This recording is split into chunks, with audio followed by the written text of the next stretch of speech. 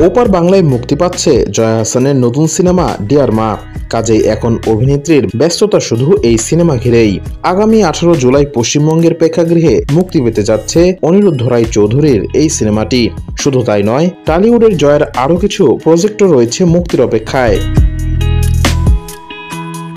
Deer মা সিনেমার প্রচারের অংশ হিসেবে সম্প্রতি দ্য টেলিগ্রাফের আয়োজনে একটি ফটোশুটে অংশ নেন জয়া আহসান। এ সময় অভিনেত্রীর সঙ্গে রোমান্টিক পোজে দেখা যায় সহশিল্পী চন্দন রায় সেনালকে, যা দেখে চমকে গেছে দর্শক অনুরাগীরা। এই ছবির মাধ্যমে প্রথমবার চন্দন রায়ের সঙ্গে কাজ করেছেন জয়া। সিনেমাটিতে রয়েছে দুজনের বেশ কিছু ঘনিষ্ঠ দৃশ্যও।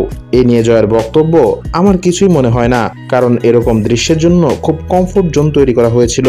আর জানতাম টনিদা খুব এস্থেটিক্যালি শুট করবে, ফলে আমার চেয়ে অনেক বেশি চিন্তা ছিল টনিদার। আমি একেবারেই চিন্তা করিনি।